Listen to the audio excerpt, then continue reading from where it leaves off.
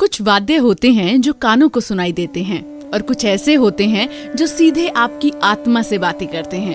और आज हम बात करने जा रहे हैं एक ऐसे वाद्य की जिसका नाम ही उसके स्वभाव जैसा है, दिल को रब की तरफ ले जाने वाला, दिलरुबा। रेडियो सिटी पर फोक कथा आरजे पायल के साथ। हाय, मैं हूँ पायल और ये है फोक कथा की म्यूजिक सीरीज और आज का इंस्ट्रूमेंट है बेहद खूबसूरत और सुरीला, जिसका नाम है दिलरुबा। हाथ में झुका हुआ गज, तारों पर बहती हुई राग की नदी और हर सुर में एक सूफियाना सुकून। दिलरुबा सिर्फ एक इंस्ट्रूमेंट नहीं है, बल्कि एक एहसास है, नर्म कोमल लेकिन बहुत गहरा। ये इंस्ट्रूमेंट उत्तर भारत की शास्त्रीय और सूफी परंपरा का अनमोल मोती है। गुरुद्वारों में, दरगाहों में और क्लासिकल महफिलों में जब दिलरुबा की धुन बजती है तो समय भी थम जाता है और मन एक ध्यान में डूबने लगता है। आज के एपिसोड में हम जानेंगे दिलरुबा का इतिहास, इसकी बनावट और इसकी थिरकती हुई टेक्निक और उन कलाकारों की बातें जिन्होंने इस इंस्ट्रूमेंट को रूहानी ऊंचाइयों तक पहुंचाया। तो चलिए शुरू करते हैं। सबसे पहले बात दिलरुबा के इतिहास की। दिलरुबा का जन्म हुआ भारत के मुगल कालीन दौर में। ऐसा माना जाता है कि इस वाद्य को 17वीं शताब्दी में गुरु गोविंद सिंह जी ने इजाद किया, जो कि सिखों के 10वें गुरु हैं। ये एक तरह से सारंगी और इसराज का मिला जुला रूप है। कुछ लोग इसे ताउस से विकसित मानते हैं। ये एक बड़ा तंत्री वाद्य यंत्र है और मोर के आकार का होता है। ताउस को ट्रेडिशनली सिख संगीतकार बजाते थे, लेकिन इसके बड़े आकार की वजह से इसे ले जाना मुश्किल होता था। गुरुजी ने इसे सिख संगीत के लिए उपयुक्त बनाया ताकि इसे बैठकर गाया और बजाया जा सके। दिलरुबा पंजाबी और गुरमत संगीत का अभिन्न हिस्सा रहा है। शास्त्रीय संगीत की तुलना में ये इंस्ट्रूमेंट ज्यादा सरल है, लेकिन भावनात्मक रूप से बहुत गहरा। गुरुद्वारों में जो रागी कीर्तन करते हैं, वहाँ पर दिलरुबा अक्सर दिखाई देता है। ये इसराज से मिलता जुलता है, लेकिन दिलरुबा हल्का और लंबा होता है, जिसकी वजह से इसे यात्रा में साथ ले जाना आसान होता है। इसीलिए इसे चलता फिरता सारंगी भी कहते हैं। अब बात इसकी बनावट और इसकी वादन शैली की। दिलरुबा देखने में जितना सुंदर है, उतना ही जटिल भी। इसके मेन हिस्से में होता है लंबा लकड़ी का फ्रेट बोर्ड, जिसके ऊपर 20 से 25 तार होते हैं। इनमें से कुछ मेलोडी तार होते हैं और बाकी रेजोनेंस या झनकार देने वाले। इसका वादन गज यानी बो से किया जाता है, जिसे बाईं ओर रखा जाता है। दाएं हाथ से गज चलाया जाता है और बाएं हाथ से स्वरों पर कंट्रोल किया जाता है। जब इसे सही तरह से बजाया जाता है तो इसकी साउंड स्वर और झनकार का एक दिव्य मिश्रण लगती है। इसमें सूफी, भजन, ठुमरी, दादरा और कजरी जैसी शैलियों को खूबसूरती से प्रस्तुत किया जा सकता है। ये इंस्ट्रूमेंट शास्त्रीय और अर्ध शास्त्रीय दोनों में यूज होता है। अब बात करते हैं दिलरुबा के डिजाइन और संरचना की। अगर बॉडी की बात करें तो ये एक लंबी, खोखली, लकड़ी की गर्दन और सपाट लकड़ी के ध्वनि पट्ट से बना होता है। इसे नक्काशी और अलंकरणों से सजाया जाता है। तार की बात करें तो आमतौर पर 4 मेन तार और कई प्रतिध्वनि तार होते हैं जो ध्वनि को गहराई प्रदान करते हैं। झल्लर, इसमें धातु की झल्लर होती है जिन्हें समायोजित किया जाता है और वे सूक्ष्म स्वरों को उत्पन्न करने में मदद करती हैं। गज यानी कि बो, धनुष। दिलरुबा को धनुष से बजाया जाता है, जो घोड़े के बालों से बना होता है और इसे वायलिन या सारंगी की तरह चलाया जाता है। अब बात करें इसे बजाने की टेक्निक की, तो दिलरुबा बजाने के लिए धनुष और उंगलियों के समन्वय की जरूरत होती है। बाएं हाथ से तारों को दबाकर स्वर उत्पन्न किए जाते हैं। दाएं हाथ से धनुष को तारों पर घुमाकर ध्वनि उत्पन्न की जाती है। प्रतिध्वनि तार कंपन करते हैं यानी कि वाइब्रेट करते हैं और म्यूजिक को ज्यादा गहराई प्रदान करते हैं।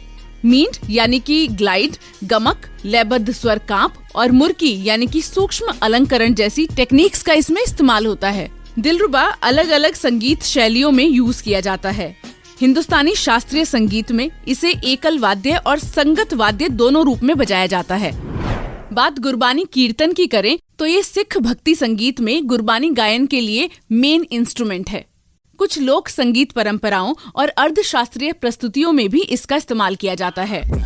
दिलरुबा का बाकी के वाद्य यंत्रों से काफी कंपैरिजन भी होता रहता है, जैसे कि ताउस। ये दिलरुबा का पूर्वज वाद्य यंत्र है जिसका आकार बड़ा होता है और मोर के आकार का डिजाइन होता है। इस राज ये दिलरुबा के समान होता है, लेकिन इसकी जो ध्वनि है वो ज्यादा कोमल होती है और इसे मुख्यतः रविंद्र संगीत में बजाया जाता है। तीसरा कंपैरिजन होता है सारंगी से। सारंगी बिना झल्लर वाला वाद्य यंत्र है जिसमें तारों को नाखूनों से दबाकर बजाया जाता है, जबकि दिलरुबा में ऐसा नहीं होता। हालांकि दिलरुबा की लोकप्रियता कभी सारंगी या सितार जैसी नहीं रही, लेकिन कुछ ऐसे कलाकार हैं जिन्होंने इस दुर्लभ वाद्य को जीवित रखा। उस्ताद ईमान अली खान, पाकिस्तान के प्रसिद्ध रागी जिन्होंने गुरमत संगीत में दिलरुबा के सुरों को नई ऊंचाई दी। पंडित शरद गोस्वामी, जिन्होंने इस वाद्य को स्टेज तक पहुंचाया। वे इसे सिर्फ एक धार्मिक वाद्य नहीं बल्कि एक शास्त्रीय वाद्य के रूप में देखते थे। डॉक्टर मंजू मेहता, जो गुजरात से हैं और उन्होंने युवा पीढ़ी में दिलरुबा सिखाने की पहल की।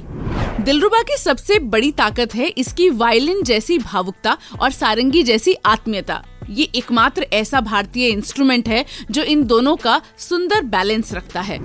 अब बात करें आज की दुनिया में दिलरुबा की, तो आज के डिजिटल युग में जहां हर साउंड इलेक्ट्रॉनिक हो चुकी है, दिलरुबा अपनी खास पहचान बनाए हुए है। हाल के सालों में कई फिल्मी गानों में भी दिलरुबा की झलक देखने को मिली है, जैसे DDLJ के तुझे देखा तो ये जाना सनम में ये काली काली आंखें, जो कि बाजीगर मूवी का गाना है, या वाटर फिल्म का जो पारंपरिक कीर्तन संगीत है उसमें दिलरुबा की थाप सुनाई देती है। आज YouTube, Instagram और भी सोशल मीडिया साइट्स पर कुछ युवा कलाकार इस वाद्य को रीइंटरप्रेट कर रहे हैं लोक, सूफी और फ्यूजन स्टाइल्स में। दिलरुबा की सीख डिजिटल म्यूजिक स्कूल्स और ऑनलाइन कोर्सेज के जरिए भी पॉसिबल हो गई है। कुछ ऐसे कलाकार हैं जो दिलरुबा सिर्फ बजाते नहीं बल्कि उसे जीते भी हैं, और उन कलाकारों का इस वाद्य यंत्र के बारे में क्या कहना है मैं आपको बताती हूँ। पंडित शरद गोस्वामी कहते हैं कि दिलरुबा बजाना ऐसा है जैसे राग को धड़कनों में उतारना, इसमें रियाज नहीं साधना लगती है। भाई बलबीर सिंह, जो कि गुरमत संगीत बजाते हैं, गुरुद्वारे में जब दिलरुबा की पहली थाप बजती है तो ऐसा लगता है मानो शब्द नहीं आत्मा गा रही हो। उस्ताद रजा अली, दिलरुबा वादक हैं जो कि पाकिस्तान से हैं, वो कहते हैं कि हर इंस्ट्रूमेंट शरीर से जुड़ता है पर दिलरुबा सीधे आत्मा और दिल से, इसका हर सुर एक शांति है। संजय राजीव, जो कि फ्यूजन म्यूजिक प्रोड्यूसर हैं, वो कहते हैं कि जब दिलरुबा को मैंने इलेक्ट्रॉनिक बीट्स के साथ जोड़ा तो पहली बार ये एहसास हुआ कि सदियों पुरानी आवाज आज भी कैसे नई सी लग सकती है। और गुरप्रीत सिंह, जो कि एक यंग दिलरुबा प्लेयर हैं, अमृतसर से हैं, वो कहते हैं कि लोग कहते हैं एक भुला दिया गया इंस्ट्रूमेंट है ये, लेकिन मैं कहता हूँ कि ये फिर से जागने वाला राग है। हर बार जब मैं इसे बजाता हूँ तो एक नई पहचान बनती है। तो दिलरुबा सिर्फ एक वाद्य यंत्र नहीं, ये एक साधना है। जब इसे बजाया जाता है तो लगता है जैसे कोई आत्मा कोई राग गा रही हो। भले ही इसका नाम दिलरुबा हो पर इसकी गूंज रूह तक जाती है। ये हमारी संगीत परंपरा की वो विरासत है जो जितनी शांत है उतनी ही शक्तिशाली भी। आपको आज दिलरुबा की कहानी कैसी लगी? ये वाद्य यंत्र अगर आपने कभी देखा है, इसे सुना है, इसको बजाया है तो आप मुझे बता सकते हैं। मैं आपको इंस्टाग्राम पर मिलूंगी @भाई साहब पायल के नाम से, आप मुझे वहां पर बता सकते हैं। और कौन कौन से वाद्य यंत्र है जिनके बारे में आप जानना चाहते हैं या फिर मुझे बताना भी चाहते हैं, ये भी आप मुझे वहां पर बता सकते हैं। फिलहाल आज के एपिसोड में इतना ही। दिलरुबा रागों में रची रूह की आवाज अभी आपने सुनी। अगले एपिसोड में एक और शानदार इंस्ट्रूमेंट के बारे में हम बात करेंगे। तब तक सुनते रहिए फोक कथा की म्यूजिक सीरीज मेरे यानी कि पायल के साथ। रेडियो सिटी पर फोक कथा RJ पायल के साथ।